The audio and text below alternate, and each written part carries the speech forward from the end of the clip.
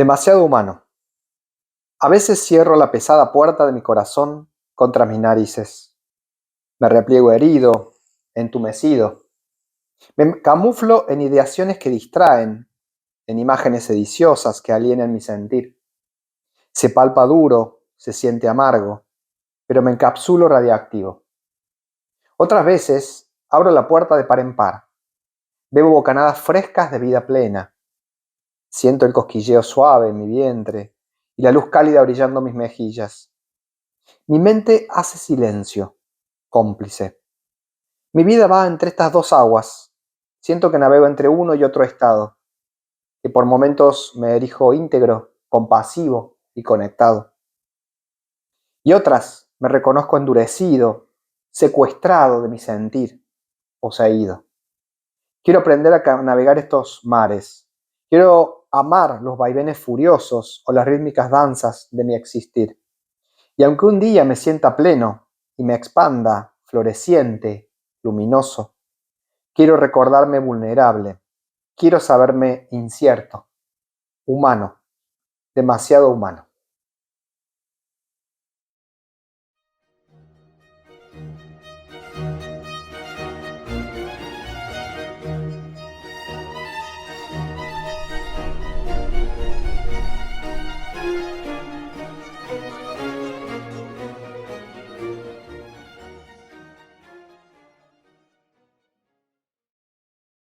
Me puede parecer un libro sobre poesía, no lo es, aunque sí que contiene algunas poesías. Bienvenido, Martín. Gracias por la invitación. Muy feliz de estar aquí. Muy bien, muchas gracias a ti. Soy Carles de Gispert, director de la editorial Silantana, y es un placer poder tener hoy al autor de este maravilloso libro, Martín Reynoso, que ha venido desde Argentina, que se llama Entrena el cerebro emocional, psicología y mindfulness para una vida plena. Así es. Así es. El nombre de Entrena el cerebro emocional, ¿qué sugiere para ti? ¿O por qué este nombre? ¿O qué es lo que...? Sí, la idea es lo que dice en algún momento el libro, que somos modificables, ¿no? Podemos generar cambios en nosotros y eso supone un poco saber dónde estamos parados, primero, que es un poco lo que el libro sugiere, conocer dónde estamos parados y luego poder empezar a entrenar esas características, ese estilo emocional que nosotros tenemos para de alguna forma tener acceso a un mejor vivir, ¿no? A mayores niveles de bienestar. Yo siempre consideré como importante esto de poder trabajar con nuestras emociones, ¿no? Y me parece bueno, todos merecemos la posibilidad de tener una experiencia vital, emocional, mucho más saludable, más feliz, más plena, ¿no? Un poco de eso va el libro. Ya empieza de una manera que creo que es muy buena, que hablas que vemos las emociones como si fueran un etiquetaje. Es decir, podemos ver la emoción, miramos, mira, estoy triste, pero pasamos a la siguiente. Y lo que nos animas es a conocer la emoción, ¿no? Descubrir qué hay detrás de una emoción y cómo poder trabajarla. Ya este inicio lo encuentro Tal cual. Muy indicado, ¿no? Yo creo que el primer problema nuestro es ese, que no nos animamos a asomar un poquito más la cabeza para ver en nuestras emociones, ¿no? De alguna forma es como que las pasamos muy por arriba y mayormente, eso ya lo he dicho hace muchísimo tiempo, el budismo tiene que ver con un aprendizaje de evitación de aquello que no nos gusta mucho y un aprendizaje de pegotearnos mucho, quedar muy adheridos a aquellos que sí nos agrada, ¿no? Eso hace que no tengamos como una buena conexión con las emociones. Yo lo comparo a eso y siempre me gusta utilizar la metáfora del sommelier, que es quien prueba los vinos, ¿viste? A mí me gusta mucho porque el sommelier es una persona que tiene que ir como totalmente entregado a la experiencia de saborear el vino. Es decir, como si realmente estuviera loco por probar ese vino, pero al tiempo que está con esa disposición y esa intención de probar el vino, tiene que tener cierta objetividad y poder decir, sí, está rico, pero tiene una nota de madera demasiado fuerte o tiene un poquito de... Entonces, cuando nosotros conectamos con nuestras emociones, tenemos como esa intención de estar cerca de ellas, pero también aprendemos a observarlas con un poquitito de distancia, como el yo observador, la parte observadora nuestra, para poder entender mejor, descubrir qué estamos sintiendo, ¿no? Entonces, un poco, eso es la idea, que podamos ser personas que desarrollemos esa capacidad de conocer nuestras emociones y bueno, y eso da lugar a un proceso donde luego se supone que vamos a aceptarlas, poder comprenderlas, poder ver qué podemos quizá modificar en aquellas que no nos hacen bien. Es un poco de eso lo que vamos hablando poco a poco en el libro, ¿no? Como Mm, progresivamente. mm. Pero claro, a veces yo creo, ¿no? Que para poder observar las emociones necesitamos un poco de pausa, ¿no, Martín? Y claro, este Totalmente. mundo que vivimos es muy acelerado, es muy rápido. ¿Qué es lo que podemos hacer, no? Porque sí, podemos observarlas, pero ¿cómo si vamos todo el día acelerados? Porque el Tal libro cual. también propones, ¿no? Tal cual. Sí. Sí, claramente esto del mindfulness o la atención Mm, plena implica poder pararnos de alguna forma, ¿no? Porque uno de los problemas es que no nos registramos porque estamos en una cadena continua de acciones o muy dinámica o a veces de multitasking, ¿no? Esto el mindfulness también lo explica bien. Y de alguna forma eso nos hace desconectarnos de lo que estamos sintiendo, sí. Claramente para poder reconocer lo que estamos sintiendo tenemos que tener momentos de cierta pausa, ¿no? Y tenemos que tener, además, una actitud de amabilidad para con nosotros mismos. Sabes que hace poco una persona me contaba en relación a su enojo, me contaba su vivencia, que es muy intensa con el enojo, y cuando hablábamos con esta persona me decía que sin darse cuenta quizás el enojo en su vida había sido como muy bueno cuando era más joven, porque le había permitido independizarse y ser como más autónomo de la vida familiar donde tenía padres como mm, que eran muy como demandantes y lo absorbían, ¿no? Entonces el enojo fue una emoción que le sirvió mucho a él, fue muy funcional y la rebautizamos, le dijimos en vez de enojo lo llamamos actitud reivindicativa o energía reivindicativa y dijimos, pero esto fue muy valioso para vos, fue muy importante. Entonces empezó a comprender eso y cuando comprendió eso, pudo darse cuenta que hay una parte de esa emoción que es positiva, ¿no? Y que hay otra parte que es la cual quizás estaba como utilizando de más en su vida. Pero por eso yo creo que es muy importante que uno pueda comprender las emociones, ¿no? Como entender la funcionalidad, cómo se activan, cómo están en nosotros y poder usarlas de la manera más saludable para nosotros, ¿no? Esa es un poco la idea. mm. Porque, Martín, aparte de ser, digamos, has estudiado psicología, sacaste bueno, un máster en la Universidad de Córdoba, pero aparte tienes una práctica, que eso también es muy interesante, muy fuerte, de mindfulness. Ujú. ¿Nos puedes explicar un poco cómo el mindfulness ha impactado en tu vida, si lo has podido aplicar en tus terapias de psicología? Un poquito la relación, ¿no? Porque a veces hay la tendencia como a separar, ¿no? La Ujú, psicología, ujú. en tu caso, ¿no? Has podido... Fue muy importante el mindfulness para mí. De hecho, me ayudó como a establecer un puente entre mi vida personal y mi profesión también.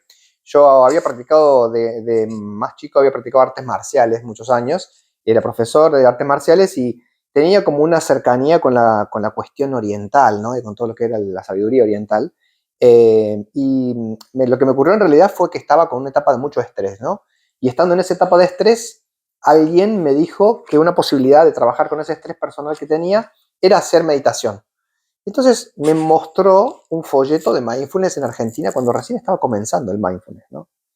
Así fue entonces que empecé a practicar yo mindfulness. Primero lo pasé por mí, empecé a practicar, empecé a trabajar con eso y poco a poco me fue gustando tanto y le vi muchas aplicaciones con mis pacientes, ¿no? Entonces ahí fue cuando también empecé a entrenarme para poder transmitirlo.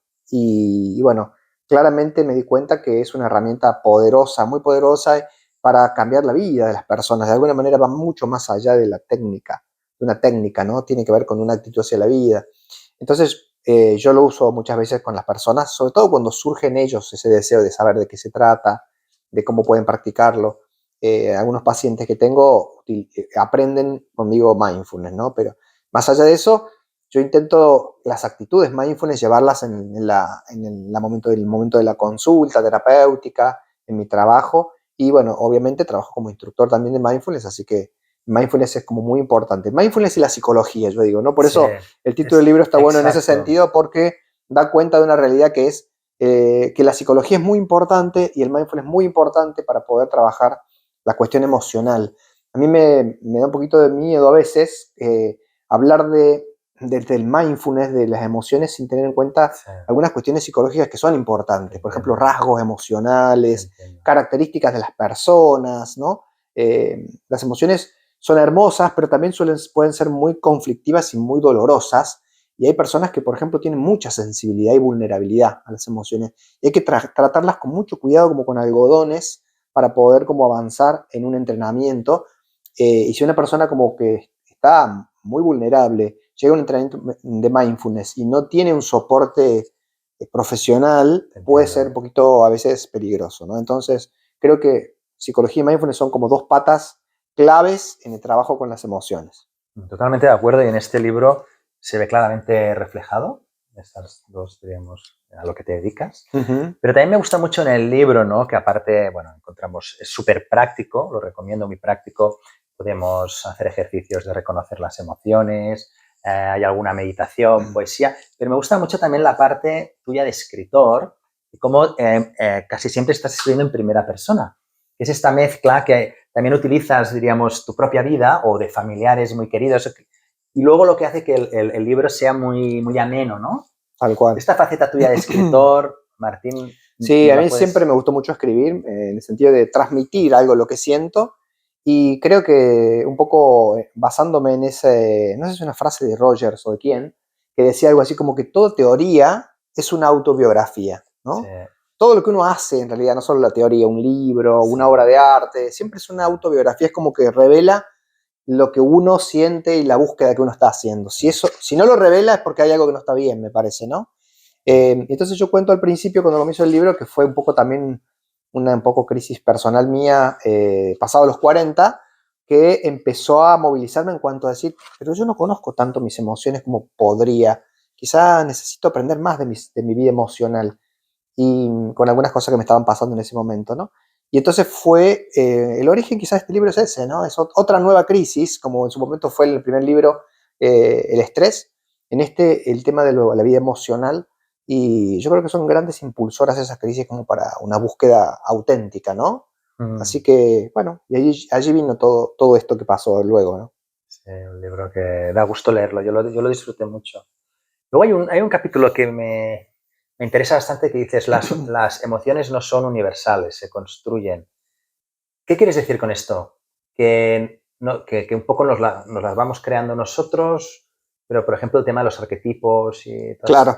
eh, Hay marcas emocionales, lo que la esto, neurociencia dice hoy en día es que hay marcas que son un poco generales, por ejemplo, el enojo, la alegría, son como actitudes de apego, de rechazo, de formas de relacionarte con situaciones, pero en realidad cada emoción como adquiere una cosa muy personal y muy subjetiva según la persona, según cada uno, ¿no?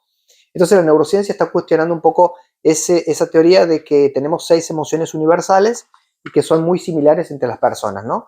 Y eso se nota en las culturas, sobre todo.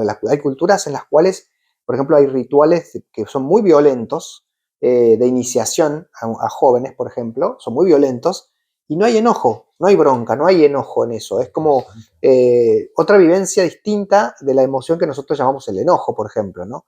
Entonces, hay una cosa muy cultural y muy como sesgada a veces de las emociones, y el constructivismo está hablando mucho en neurociencia de la posibilidad de pensar las emociones como algo que es bastante más personal de lo que creíamos. Después hay otra cosa que la neurociencia viene descubriendo, es que algo que se creía antes, que es que hay zonas del cerebro específicas para cada emoción o para ciertas emociones, tampoco están así. Por ejemplo, el enojo tiene que ver con áreas corticales viejas, ¿no? Con lo que se suele decir el cerebro amigdalino, ¿no? sí. Tiene que ver con eso, pero también hay implicadas otras áreas. No es que solamente esa área es la que hace el enojo y otra área hace otra cosa. Entonces, esa tendencia como a simplificar la vida emocional es lo que un poco se critica, y yo traigo un poco eso, que tiene que ver con algo que se llama el constructivismo en neurociencia, ¿no? Entonces menciono también algo de eso, y eso da lugar a que cada uno empiece a trabajar en ver cómo se manifiesta cada emoción en cada uno, ¿no? Cómo adquiere ciertas características según cada persona individualmente. Es un poco esa idea, ¿no? Claro, en el fondo también lo que nos estás diciendo es que somos responsables, porque muchas veces hablas con, no, es que yo tengo mucha ira, o no, es que yo tengo tendencia al aislamiento. Tal cual. Y claro, ya nos ponemos la etiqueta, ¿no? Y aquí lo que nos estás animando es a decir, oye, no te identifiques tanto con este, trabájate, ¿no? Tal cual. Y nos das herramientas para poderle dar la vuelta, ¿no? El lenguaje está muy implicado en todo eso, y por eso te mencionaba al principio el ejemplo Sí. de este muchacho, Sí. que hablaba de enojo, y en realidad lo rebautizamos como una energía reivindicativa, porque en ese momento a él le sirvió para poder separarse de sus padres, independizarse, estudiar otra carrera distinta a la que el padre quería que estudiara, y todo eso, y él ponía el mote de enojo, siempre toda mi vida estuve enojado, no, en ese momento era otra forma de emoción distinta, digamos, era muy distinta porque necesitaba sentir eso y bueno, luego fue cambiando. Pero esto me parece como de traer la emoción a cada persona como en su singularidad, ¿no? En su subjetividad. Es como muy importante eso, ¿no? Luego también entiendo que el gran laboratorio, ¿no?, donde podemos poner en práctica este conocimiento es la meditación, ¿no? Tal cual. Ahí nos podemos sentar y aquí nos animas, ¿no? ¿Qué es para ti la meditación? Y también me interesaría, Martín, que me explicaras cuál es tu práctica diaria de meditación o sí, para informar a la gente. Bueno, meditación es algo que ya ha sido quizá muy explicado y a veces no muy bien entendido y tiene que ver con esta actitud de autoobservación, de conciencia plena. Medi, de hecho, la raíz indoeuropea de Medi es tomar la medida, ¿no? Y así como medicina es tomar la medida de la salud, meditación es tomar la medida interna. ¿Cómo estoy? ¿Cómo me siento en determinado momento, ¿no? Entonces, la meditación es un camino para poder estar en contacto con uno mismo y eso abre inmediatamente conexiones con el entorno, con quienes me rodean. Entonces yo creo que un poco es eso la meditación, es esa forma de estar más en contacto, más profundo con uno mismo, ¿no? Y creo que eso es lo que yo he hecho, he intentado hacer en estos últimos años. Empecé a meditar hace ya 15 años, más o menos, con mindfulness. También hago vipassana, hago un poco de vipassana, cada tanto hago un retiro de esos 10 días de vipassana. Y entonces, bueno, es otra forma también de darle como más profundidad a mi práctica y considero que es algo que uno tiene que ir renovando, ¿no? Es como también un hábito saludable, como así como uno se ducha, como uno, no sé, hace cosas para estar bien, se higieniza, se cuida. Uno también puede practicar meditación como una manera de seguir cultivando el jardín propio, por decirlo así, ¿no? Entonces, eso también lo sugiere, y sobre todo lo que sugiere el libro, Carles, es el tema de que ese jardín hay que cultivar mucho la parte que a veces queda descuidada en nosotros, que es la parte como del heartfulness, ¿no? Esto es lo que quería, ahí es donde quería llegar. Del altruismo, de la Esto. bondad, porque eso también se entrena, digamos, ¿no? A veces uno piensa que, por ejemplo, eso se escucha mucho en el ámbito de la educación o en algunos lugares. Este maestro es naturalmente bueno, esta persona es naturalmente buena. Sí, puede ser que uno a veces tenga como rasgos, pero la realidad es que el ser bueno, el ser generoso, el ser solidario, el ser compasivo, se entrena, Totalmente digamos, de ¿no? acuerdo. Digamos, hay que generar un ecosistema donde uno pueda estar haciéndolo para seguir como creciendo en eso, ¿no?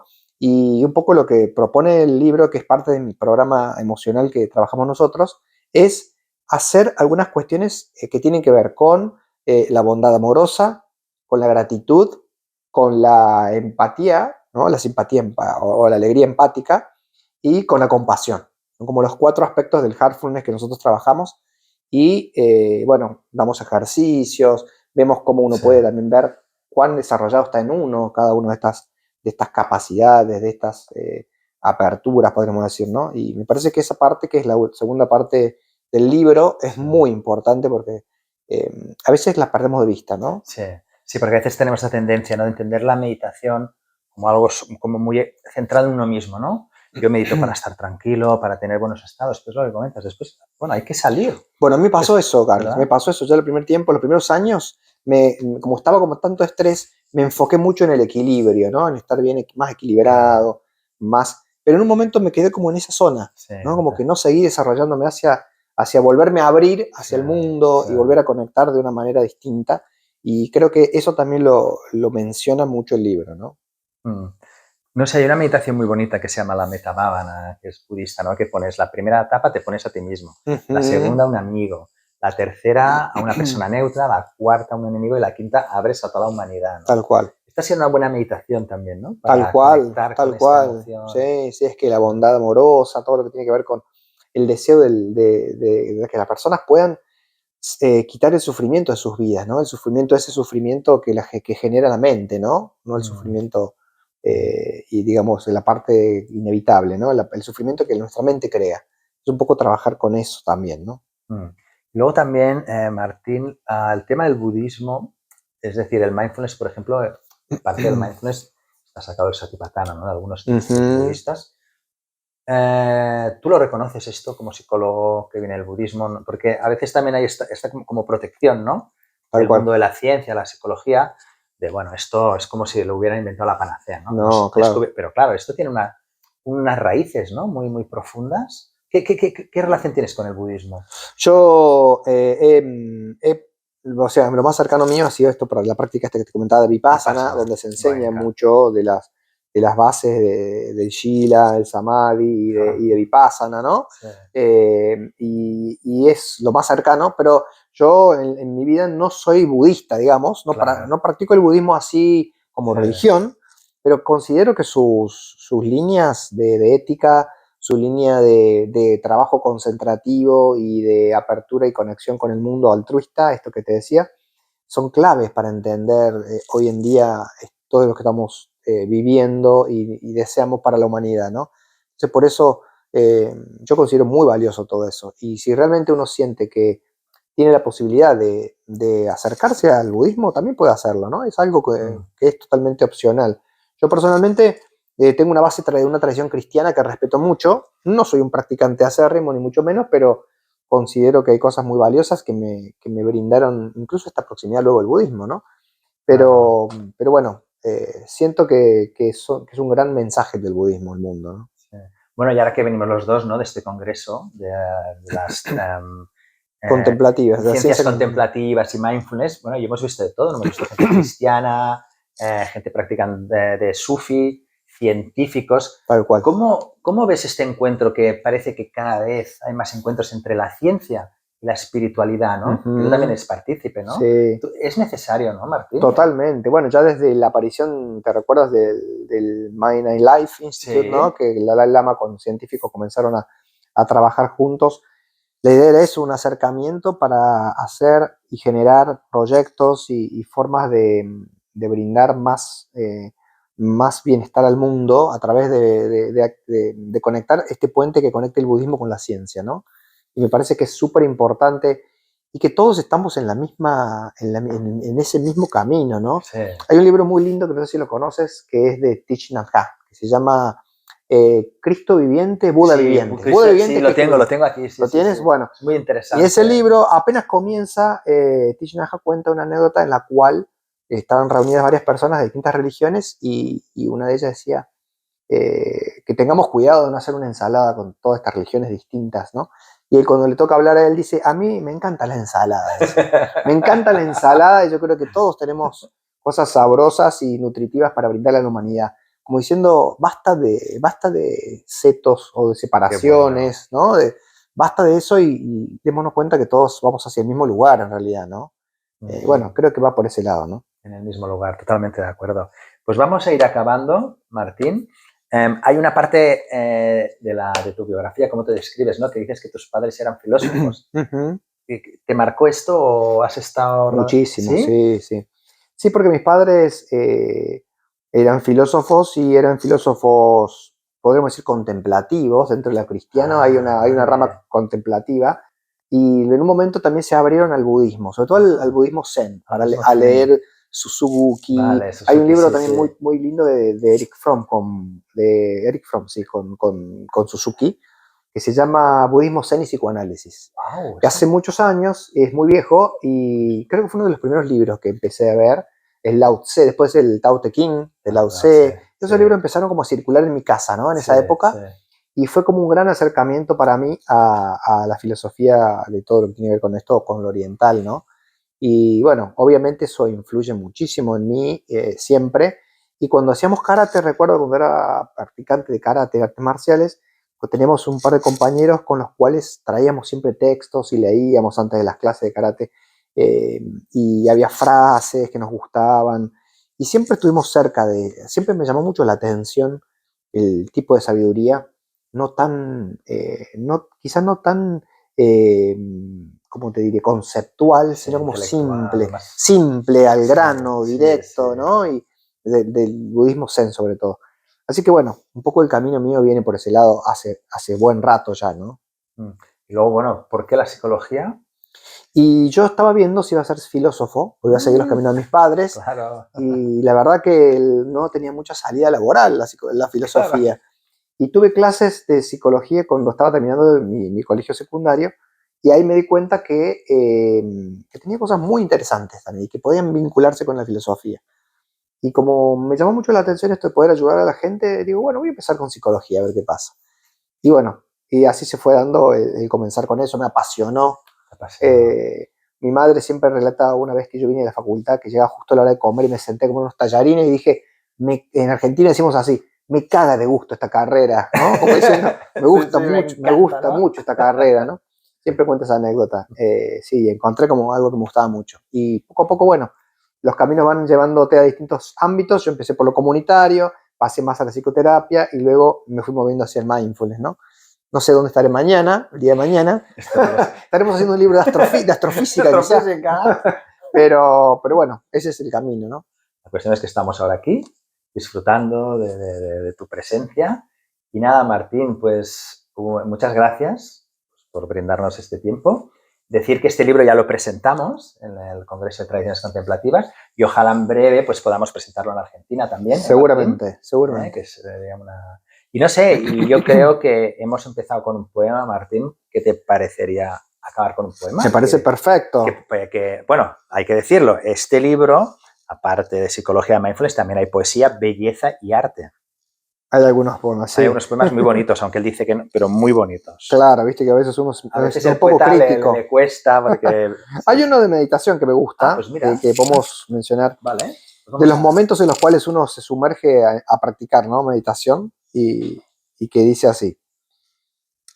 Y vuelvo al regazo tibio y reconfortante de mi postura. Vuelvo al contacto profundo, al suave balanceo que me regalan mis párpados caídos. Dejo el control, me sumerjo en las entrañas uterinas de mi pasión y me permito soltar, aun cuando tema. Me sumerjo sin garantías ni salvavidas cerca. Sé que estoy desnudo, falible, perecedero, pero confío en emerger robustecido, lleno de paz. Quizás encendida mi alma de energía en dispersión. Bueno, eso es. Muchas gracias, Martín. Gracias, muchas gracias por la invitación. Nos vemos pronto. Un abrazo y recordad el libro, Entrena el cerebro emocional, aunque hemos hablado de otras muchas cosas, pero también saber que tenemos este libro. Hasta la próxima. Y gracias, Martín. Muchas gracias. Nos vemos en Argentina. Nos vemos. Gracias. Un abrazo.